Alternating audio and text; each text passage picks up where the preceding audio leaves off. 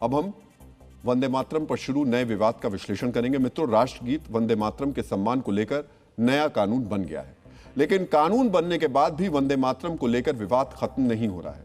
15 अगस्त को कांग्रेस मुख्यालय में राष्ट्रगीत को लेकर विवाद हुआ।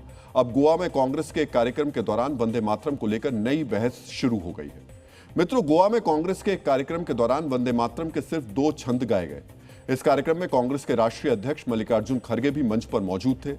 खड़गे की मौजूदगी में पूरा राष्ट्रगीत न गाए जाने पर बीजेपी हमलावर है। वहीं खड़गे का कहना है वो राष्ट्रगीत में बदलाव को स्वीकार नहीं करेंगे, जो परंपरा पहले से चल रही थी उसी पर चलेंगे।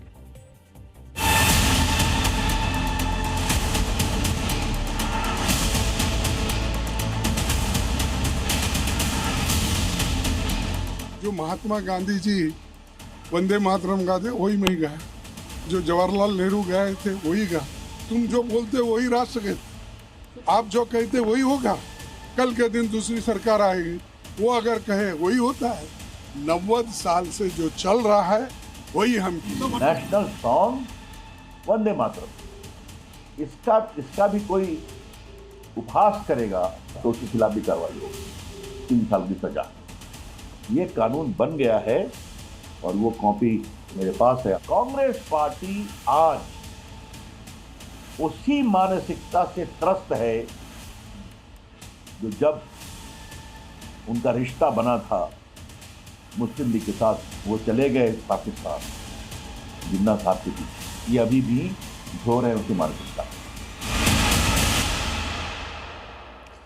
मित्रों, कांग्रेस अध्यक्ष का यह कहना सही है कि पहले राष्ट्रगीत के 2 छंद ही गाए जाते थे। करीब 90 साल से यह परंपरा चल रही थी, लेकिन सरकार ने इसमें पिछले दिनों बदलाव किया।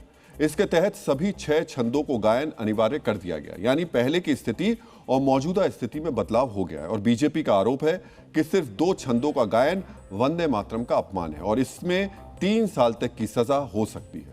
राजनीतिक आरोप अपनी जगह है, लेकिन आज आपको वंदे मातरम के गायन पर गृह मंत्रालय के दिशा निर्देशों के बारे में भी जानना चाहिए।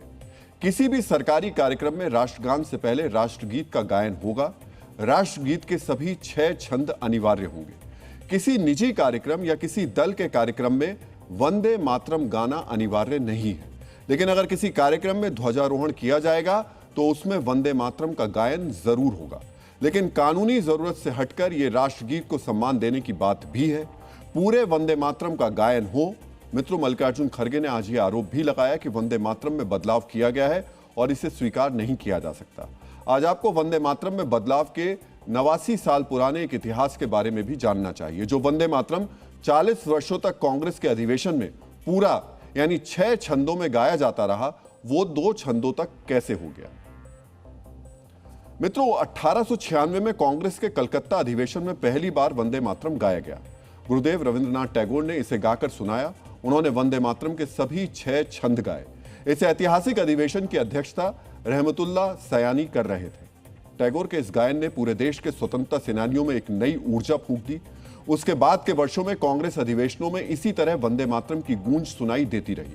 1905 के बंग भंग आंदोलन के दौरान वंदे मातरम ब्रिटिश शासन के खिलाफ विरोध का मुख्य प्रतीक और राष्ट्रीय नारा बन गया। इसमें सभी धर्मों के लोग शामिल हुए। 1905 में महात्मा गांधी ने इंडियन ओपिनियन अखबार में लिखा था, वंदे मातरम का एकमात्र उद्देश्य हमारे मन में देशभक्ति की भावना जगाना है। यह भारत को मां मानता है और उसकी प्रशंसा करता है। इसी वर्ष गोपाल कृष्ण गोखले की अध्यक्षता में कांग्रेस के वाराणसी अधिवेशन में वंदे मातरम को लेकर महत्वपूर्ण निर्णय हुआ। इसे आधिकारिक तौर पर कांग्रेस की सभी अखिल भारतीय सभाओं के लिए स्वीकार कर लिया गया। इसके बाद कांग्रेस के हर अधिवेशन की शुरुआत वंदे मातरम से होना एक परंपरा बन गई। 1937 तक यह सिलसिला चलता रहा, लेकिन अक्टूबर 1937 में कांग्रेस के कलकत्ता अधिवेशन में निर्णय लिया गया कि वंदे मातरम के सिर्फ 2 छंदों का ही गायन होगा। कांग्रेस ने उस वक्त यह दलील दी कि गुरुदेव रविंद्रनाथ टैगोर की सलाह पर यह फैसला लिया गया। वंदे मातरम के छंद कम क्यों किए गए, यह भी आज आपको जानना चाहिए। इसके पीछे मुस्लिम नेताओं की आपत्ति थी। उनकी दलील थी कि पहले 2 छंदों में केवल मातृभूमि की प्राकृतिक सुंदरता, हरियाली और नदियों का वर्णन है, लेकिन बाद के छंदों में मातृभूमि की तुलना सीधे दुर्गा, लक्ष्मी और सरस्वती से की गई है। इसलिए इन छंदों को हटा देना चाहिए। अब आप समझिए, भारत के 2 टुकड़े करने वाले मोहम्मद अली जिन्ना की अगुवाई में मुस्लिम लीग ने 1937 में वंदे मातरम के खिलाफ अभियान शुरू किया और इस अभियान के बाद ही मुस्लिम समुदाय की आपत्तियों को दूर करते हुए वंदे मातरम के 2 छंद गाने का फैसला लिया गया। कांग्रेस के इस फैसले को बीजेपी बार बार मुस्लिम तुष्टीकरण का नाम देती है, लेकिन वंदे मातरम की पंक्तियां छोटी होने के बावजूद मुस्लिम समुदाय समय समय पर राष्ट्रगीत को लेकर आपत्ति जताता रहा। मुस्लिम मौलानाओं को तो छोड़ दीजिए, मुस्लिम समुदाय से आने वाले कई नेता भी वंदे मातरम गाने से इनकार करते रहे। मैं तो वंदे मातरम पढ़ने से रहा, खड़ा हो जाऊंगा। मैं अपना धर्म मानूंगा, मौलिक अधिकार मेरा है कि मैं अपने धर्म का पालन करने के लिए स्वतंत्र हूं, उसको रौंद नहीं सकते हो। मैं पूजा करने की, कोई कहे कि मैं पूजा कर लूं, अपने इबादत के तरीके को बदलूं, तो नहीं बदलूंगा। आपको जो करना है कर लीजिए। सुना आपने, शायद इसी के विरोध का नतीजा यह है कि वंदे मातरम को 2 छंदों में समेट दिया गया। शायद इसी तरीके की सोच का नतीजा है कि केरलम में 15 अगस्त के अवसर पर सरकारी निर्देशों के बावजूद 6 छंद तो क्या 2 छंद का भी गायन नहीं हुआ। सोचिए, स्वतंत्रता दिवस के आधिकारिक कार्यक्रम में राष्ट्रगीत का गायन ही नहीं हुआ, जबकि कांग्रेस शासित कर्नाटक, तेलंगाना और हिमाचल प्रदेश में राष्ट्रगीत का गायन हुआ। क्या केरलम में राष्ट्रगीत को भुलाने का कारण यह तो नहीं कि वहां मुस्लिम लीग गठबंधन सरकार में कांग्रेस की साझेदार है? कहीं मुस्लिम लीग के दबाव में तो राष्ट्रगीत के गायन की अनुमति नहीं दी गई? डीएनए मित्रों, देश के पहले राष्ट्रपति डॉक्टर राजेंद्र प्रसाद ने आजादी के बाद वंदे मातरम को लेकर क्या कहा था, आज आपको यह भी जानना चाहिए।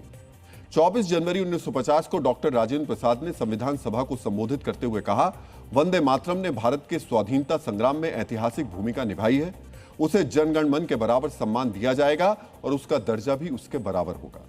उनके इस भाषण पर जोरदार तालियां बजी थी। उनके भाषण के आधार पर वंदे मातरम को राष्ट्रीय गीत के रूप में अपनाया गया। संविधान सभा ने राष्ट्रगान और राष्ट्रीय गीत दोनों को बराबर सम्मान दिया, लेकिन संवैधानिक प्रावधानों में अंतर किया गया। 1971 में जब सरकार को लगा कि राष्ट्रीय प्रतीकों के अपमान के लिए एक स्पष्ट कानून होना चाहिए, तो इसमें वंदे मातरम को शामिल नहीं किया गया। जनगण मन के अपमान को तो अपराध माना गया, लेकिन वंदे मातरम इससे बाहर रहा। इसी अंतर को दूर करते हुए केंद्र सरकार ने कानून में बदलाव करके अब वंदे मातरम को जनगण मन के बराबर कानूनी दर्जा दिया है। साथ ही कांग्रेस ने जिन छंदों को 1937 में हटाया था, उन्हें राष्ट्रगीत में जोड़ा गया है। लेकिन कानून बन जाने के बाद भी कहा जा रहा है कि वंदे मातरम क्यों गाएंगे, और अगर गाएंगे भी तो पूरा राष्ट्रगीत नहीं गाएंगे। वंदे मातरम सिर्फ राष्ट्रगीत नहीं है, अंग्रेजों से आजादी का आंदोलन गीत भी है।